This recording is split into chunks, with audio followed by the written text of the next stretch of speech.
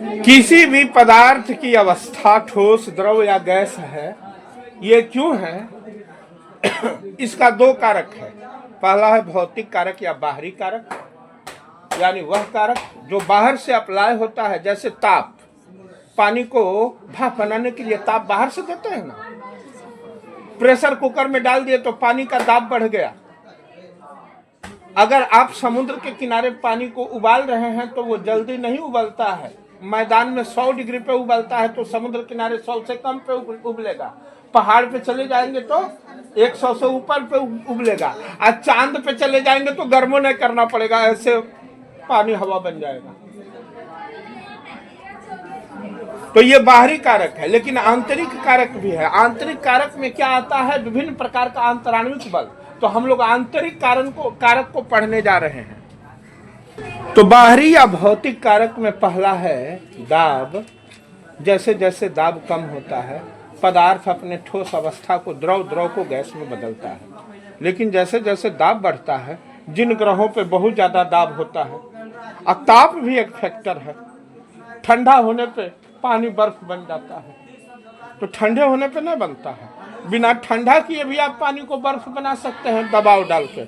जैसे carbon dioxide gas को जब ज्यादा दबाव डाला जाता है तो वो गैस ऑटोमेटिक उजला बर्फ के रूप में सूखा बर्फ बन जाता है। गैस तक आप देखते हैं ना, गैस सिलेंडर में दबाव डाल करके ऑक्सीजन गैस को लिक्विड स्टेट में बदल दिया जाता है। ये जो हवा आपके चारों तरफ दिख रहा है, अगर इसको कंप्रेस करके यानी दबाव डाल के किसी सिलेंडर में भरा जाए तो ये लिक्विड में बदल जाता है। तो दाब के कारण पदार्थ गैस लिक्विड में बदल रहा है, लिक्विड ठोस में बदलता है दाब के कारण। और इधर ताप के कारण ताप उल्टा काम करता है, ठोस को द्रव बनाता है, द्रव को गैस बनाता है। ताप उल्टा काम करता है और दाब उसका उल्टा काम करता है। जैसे जैसे ताप बढ़ेगा पदार्थ ठोस से द्रव, द्रव से गैस बनेगा, और दाब बढ़ेगा तो गैस से द्रव, द्रव से ठोस बनेगा। तो ये तो बाहरी फैक्टर हो गया। ताप और दाब को हटा दीजिए। जैसे धरती पे, प्रकृति में, नेचर में हमारे अगल बगल का जो ताप और दाब है वो निश्चित है। जैसे अभी इस रूम में जो गर्मी हमें लग रहा है, वो गर्मी बढ़ तो नहीं रहा है, कहीं आग तो हम जोड़े नहीं है। इस रूम में जो हवा का दाब है वो भी तो फिक्स है। तो जब दाब और ताप फिक्स हो तब दाब को कैसे बढ़ाया जाएगा? बाहर से बढ़ाया जाता है। ताप को आग लगा दीजिए, आग देने लगे, ताप बढ़ जाएगा। लेकिन ऐसे अगर आप किसी गैस को इस रूम में रखे हैं तो उसका ताप और दाब हर जगह के लिए बराबर लग रहा है। क्या आप बाहर से तो उसको गर्मी नहीं ना दे रहे हैं, तो उसको सामान्य ताप दाब कहते हैं जब आप बाहर से नहीं देते हैं। तो उस ताप दाब के कारण तो पदार्थ की अवस्था निर्धारित होती ही है। लेकिन हम लोग इस वीडियो में आंतरिक कारण को पढ़ेंगे, रासायनिक कारण को पढ़ेंगे। पहला कारक है आणविक द्रव्यमान या मोलर द्रव्यमान, यानी अणु का वजन। जैसे जैसे अणु का वजन बढ़ता है उसका अंतराण्विक बल बढ़ने के कारण द्रवणांक और क्वथनांक बढ़ता है। यानी जब किसी भी पदार्थ का मोलर द्रव्यमान यानी अणुओं का द्रव्यमान बढ़ता है तो उसका अंतराण्विक बल बढ़ने के कारण द्रवणांक और क्वथनांक बढ़ता है। इसका मतलब क्या हुआ कि आप कार्बन के छोटे से लेकर के बड़े मेंबर को देखें।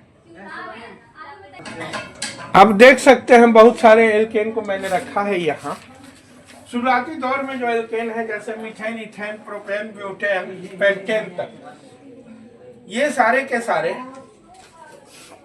द्रव अवस्था में होते हैं। अब मीथेन का मोलर मास कितना है, एक अणु का वजन कितना है, दिमाग से निकल गए। कितना है कौन कौन बताएंगे? 2 लोग, 3 लोग। चलिए, 3 लोग पढ़वे करते हैं, बाद बाकी तो दिन।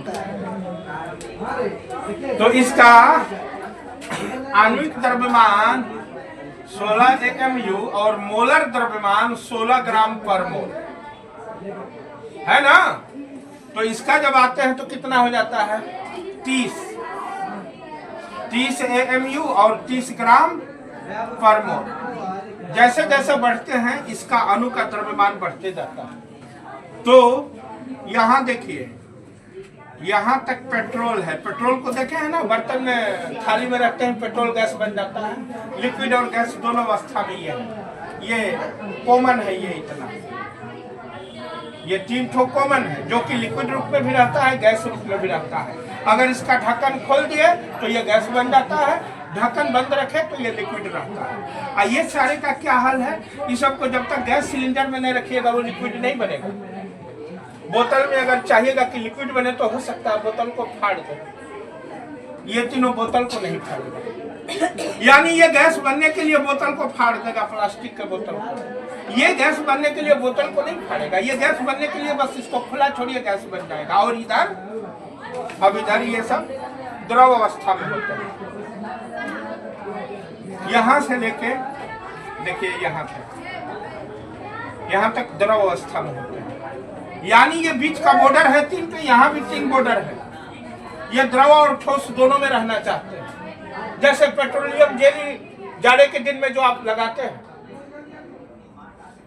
वो थोड़ा सा टेम्परेचर बढ़ता है तो पिघलता है, और ठंडा होता है तो घी जैसा जम जाता है। वेसलिन पेट्रोलियम जेली नाम सुने हैं ना? कभी सोचे हैं कि क्या है? नहीं, काहे ना सोचेंगे, हम तो एग्जाम का तैयारी कर रहे हैं। हम अपने अगल बगल के चीजों को थोड़ी ना पढ़ते हैं। साइंस है अपने अगल बगल के चीजों को समझना, नहीं तो हम थोड़ी ना करें। हम तो एग्जाम का तैयारी कर रहे हैं, हम स्मार्ट आदमी हैं। एग्जाम का नहीं, सब्जेक्ट का तैयारी कीजिए। बदलिए सोच को, एग्जाम नहीं सब्जेक्ट का तैयारी करना है। क्लियर है? तो आपने क्या देखा, जैसे जैसे मोलर द्रव्यमान बढ़ा, गैस द्रव बना, द्रव से ठोस बना। क्यों बना? क्योंकि इनके बीच का अंतराणविक बल बहुत कम है, क्योंकि इनका आणविक द्रव्यमान कम है।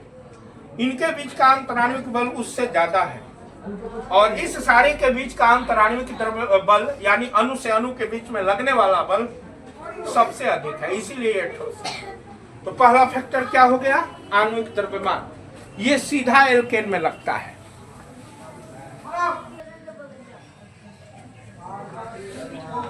ये देखिए, ये मोम है C25H52 पेंटाकोसन, और ये कपूर है, वही कपूर जो आप पूजा में जिसको जलाते हैं उजले रंग का। अब मोम देखे हैं ना, ये मोम और कपूर है, ठोस अवस्था में होता है, यानी उसी का हायर मेंबर है। जैसे जैसे मोलर द्रव्यमान बढ़ रहा है यानी आणविक द्रव्यमान, वैसे वैसे उसका अंतराणविक बल यानी अणु से अणु के बीच में लगने वाला बल बढ़ रहा है, और अणु से अणु के बीच में लगने वाला बल बढ़ रहा है तो उसका द्रवणांक और क्वथनांक भी बढ़ रहा है। द्रवणांक मतलब वह ताप जिस पे कोई पदार्थ लिक्विड बन जाए, क्वथनांक मतलब वह ताप जिस पे कोई पदार्थ गैस बन जाए। दूसरा फैक्टर है ध्रुवणता या पोलैरिटी। कारक नंबर 2 ध्रुवणता या पोलैरिटी। किसी पदार्थ के अणुओं की ध्रुवणता बढ़ती है तो उसका आणविक अंतराणविक बल बढ़ने के कारण द्रवणांक क्वथनांक बढ़ता है। अब जैसे ही ध्रुवणता आ जाता है, मोलर मास वाला जो फैक्टर बताए थे वो फेल हो जाता है। इसका मतलब क्या हुआ मैं समझा देता हूँ। जैसे देखिए ध्रुवणता का कमाल। ध्रुवणता होता क्या है, जैसे ये मीथेन है, इसमें क्लोरीन जुड़ा हुआ है, तो क्लोरीन इसके इलेक्ट्रॉन के पेयर को अपने साइड खींचेगा अपने साइड। जब खींचेगा तो इस पे डेल माइनस और इस पे डेल प्लस हो जाएगा। अब डेल माइनस और डेल प्लस होगा तो अगर इस के बहुत सारे अणु एक दूसरे के अगल बगल होते हैं तो मान लीजिए कि ये CH3 वाला कॉर्नर है और ये क्लोरीन वाला कॉर्नर है, तो क्लोरीन वाला कॉर्नर पे डेल माइनस और CH3 वाला कॉर्नर पे डेल प्लस आ गया। अब मान के चलिए दूसरे अणु को कंसीडर कीजिए, इस पे डेल माइनस है, इस पे डेल प्लस है, तो ये प्लस माइनस में अट्रैक्शन हो जाता है। प्लस माइनस में अट्रैक्शन होने के कारण इस दोनों के बीच में पोलर बल काम करता है। पोलर बल, तो इसके अंतराणविक बल में पोलर बल शामिल होता है। तो इसका अंतराणविक बल जैसे 2 CH4 है, मान लीजिए कि एक CH4 है और दूसरा CH4 है, तो इस दोनों के बीच में जो बल लगता है बहुत कमजोर होता है, उसको लंदन बल बोलते हैं। क्या बोलते हैं? लंदन बल। यह कमजोर बल होता है, इसके कंपेयर में पोलर बल ज्यादा स्ट्रॉन्ग होता है। तो अब आप इसका कैसे पता करेंगे? ये CH3Cl, CH3Cl इसका मोलर द्रव्यमान निकालिए, और यहाँ C4H10 का मोलर द्रव्यमान निकालिए। इसका मोलर द्रव्यमान कितना आ रहा है? क्लोरीन का 35.5 और प्लस कार्बन का 12 प्लस हाइड्रोजन का 3 जोड़िए कितना आ रहा है? 3 हाइड्रोजन है तो 3 कितना आ रहा है? 50.5। अब ब्यूटेन का कितना आ रहा है? जोड़िए 58 AMU। कौन ज्यादा है? बोलिए ना, ये भी नहीं दिख रहा है। ब्यूटेन का मोलर द्रव्यमान ज्यादा है कि इसका? ब्यूटेन का। अब कमरे के ताप पे यह गैस रहता है, कमरे के ताप पे यह लिक्विड रहता है, तो क्वेश्चन आ जाता है कि ब्यूटेन और मिथाइल क्लोराइड का आणविक द्रव्यमान सेम है, उसके बावजूद भी यह कमरे के ताप पे द्रव अवस्था में होता है और यह गैसीय अवस्था में क्यों? ऐसा क्वेश्चन आता है। तो इसका जवाब है कि इसके अणुओं के बीच में ध्रुवणता होता है। ध्रुवणता के कारण इसका अंतराणविक बल बढ़ जाता है। अंतराणविक बल बढ़ने के कारण यह द्रव अवस्था में होता है, और इसके बीच के अणुओं का अंतराणविक बल इसके कंपेयर में कमजोर होता है, क्योंकि इसमें ध्रुवणता नहीं होता है, इसमें लंदन बल काम करता है। जहां प्लस माइनस नहीं हुआ और वहां दो अणुओं के बीच में जो बल लग रहा है उसको लंदन बल कहते हैं। बिना प्लस माइनस के कारण जो अणुओं के बीच में बल लगे उसको लंदन बल कहते हैं। अब प्लस माइनस होने के कारण जो बल लगे उसको पोलर बल कहते हैं, या हाइड्रोजन बॉन्ड कहते हैं, या आयनिक बॉन्ड कहते हैं। बहुत तरह का बल है। ठोस अवस्था में शुरुआती दौर में पढ़ाया गया था।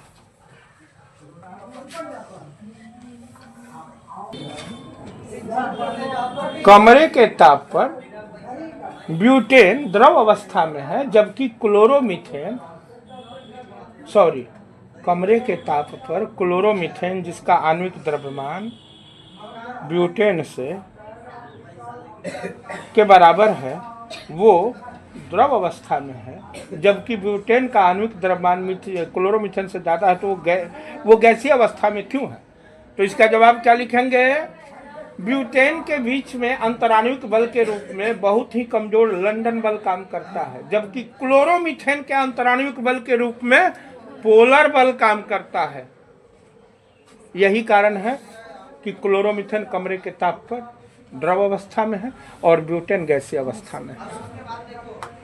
तो इसका जवाब क्या है? ब्यूटेन के अणुओं के बीच में अंतराणविक बल के रूप में बहुत कमजोर लंदन बल काम करता है, जबकि क्लोरोमीथेन के अणुओं के बीच में पोलर बल काम करता है। यही कारण है कि कमरे के ताप पर क्लोरोमीथेन द्रव है और ब्यूटेन गैस है।